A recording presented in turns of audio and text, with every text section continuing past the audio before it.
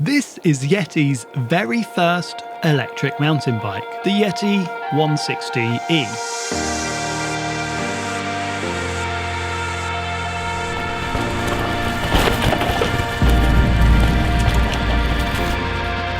It's a full-powered electric mountain bike with a Shimano EP8 system powered by a 630 watt-hour internal battery.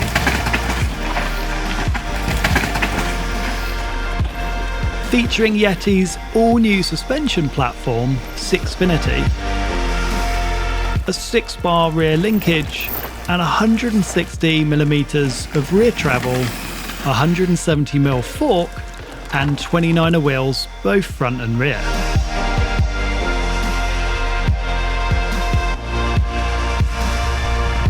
It's taken half a decade of development to get here, so expectations are high. Yeti's new Sixfinity suspension platform should provide excellent climbing and descending abilities.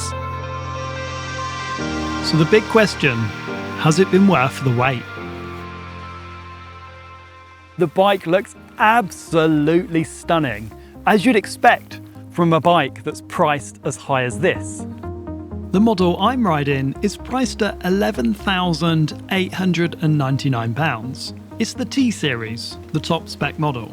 It's got Yeti's Turk Series carbon fibre frame, an E-specific Fox 38 factory, Foxfloat X2 that Yeti have custom tuned, the Shimano EP8 motor, which has 85 Nm of torque, and a 630 watt-hour internal battery. Yeti has also made its own thermoplastic handlebar, which has integrated wiring, and that accommodates the Shimano remote cable. And on the other side, it's using the RockShox Reverb Axis dropper, and that all makes a super neat handlebar and cockpit layout.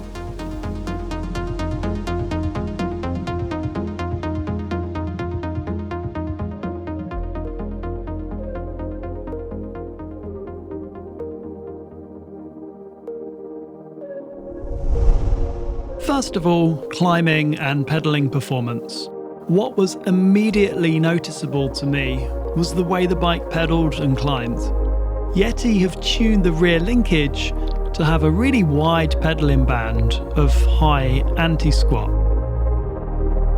And what this means is that when you're in the gear for climbing or pedaling, there is a really smooth and supported pedaling platform.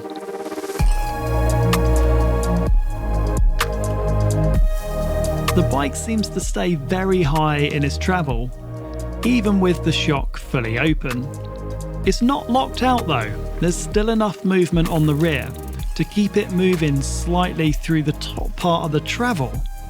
What this meant for me was the trail grip levels when climbing were very high.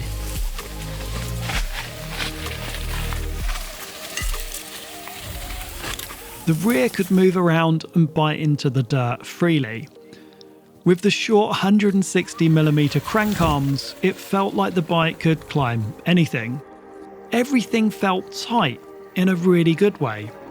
The Shimano EP8 motor with the Sixfinity pedal platform provided very high levels of grip and feedback.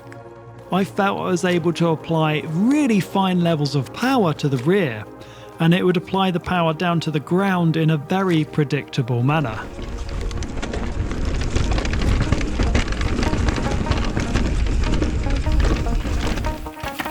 And when it comes to descending, here's what I'd use to describe it. Class leading. Whilst the pedaling platform is superb, the descending abilities of the bike are even better. The bike felt incredible to ride. With a 29er at the front and the rear, the stiff chassis, excellent suspension tune, and enduro-focused geometry, the bike felt fast. To me, it felt like I could ride this bike faster than I've ever ridden before.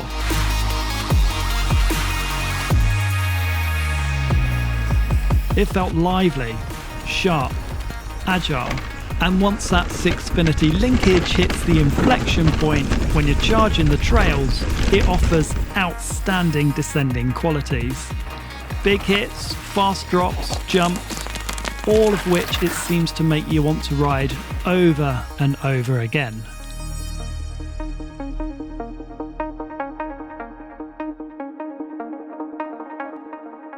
Okay, we've got a lot to talk about with this bike.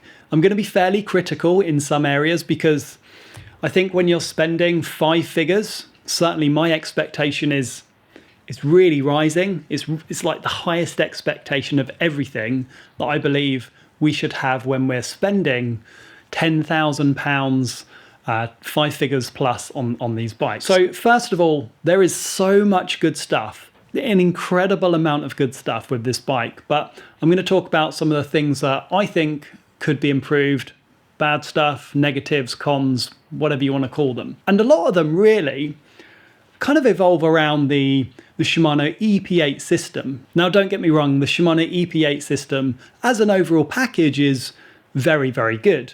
But I think that when you partner it with this Yeti frame and the impeccable quality that I've seen on the bike, it starts to show a few of the kind of, I guess, the downsides or the shortcomings of the Shimano system. So just to touch on a few really briefly, it's got the rattle. It's inherent in this Shimano EP8 design, but the bike rattles on pretty much every single descent, and it's, you know, it's there and it's frustrating.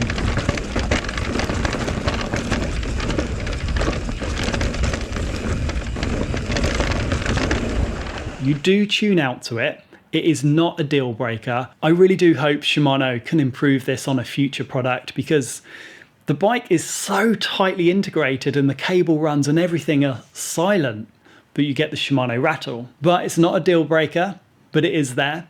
And actually, I kind of tuned out to it, but when you go on a bike that doesn't have the rattle, you notice how silent it is, and vice versa. When you come to this bike, after riding a silent bike, you can instantly hear it. A couple of other things with the Shimano system. The display, the design is a few years old, and honestly, we still don't have a percentage gauge on there. Just those 5 bars. They're so inaccurate. Shimano, this must be a quick firmware fix. Surely we can have a percentage gauge on the bike. And some of the fixtures and fittings with the Shimano system, the charging port is a little bit, it feels like it might break. It kind of pulls out and it doesn't quite go back in and you have to force it in, and just feels a little bit cheap. And by the way, I'm calling these things out because my expectations of this bike are super high because of the cash outlay. And finally, the Shimano charger. You get the cheapest Shimano charger with the bike. It's a 1.8 amp charger, and it takes 10.2 hours to fully charge the bike. Now, that might not matter to you. It doesn't matter to a lot of people, but Shimano do faster chargers, and other brands come stock with those chargers already. So if you're looking at riding in the morning and giving it a charge and riding in the evening, your bike's barely going to get anything, really, unless you're leaving it for long periods of time. So I would have expected a higher amp charger. It's just an additional cost. You can buy it, but come on, let's get it in the package. There's only 2 more things that I can think of that are cons. It's expensive. Whatever way you look at it, it is a premium, expensive luxury purchase. No one can argue with that. And finally, it's over 23 kilos. I would have liked to have seen it 22.5, around that kind of level. You can get it with carbon wheels, which is, you know, we're talking small amounts and marginal weight savings, but it's not as light as I expected it could have been. So those things out the way, there's so many positives about the bike. It is the best handling bike, hands down, I've ever ridden. Ever. The 29 front and the rear. It is so fast.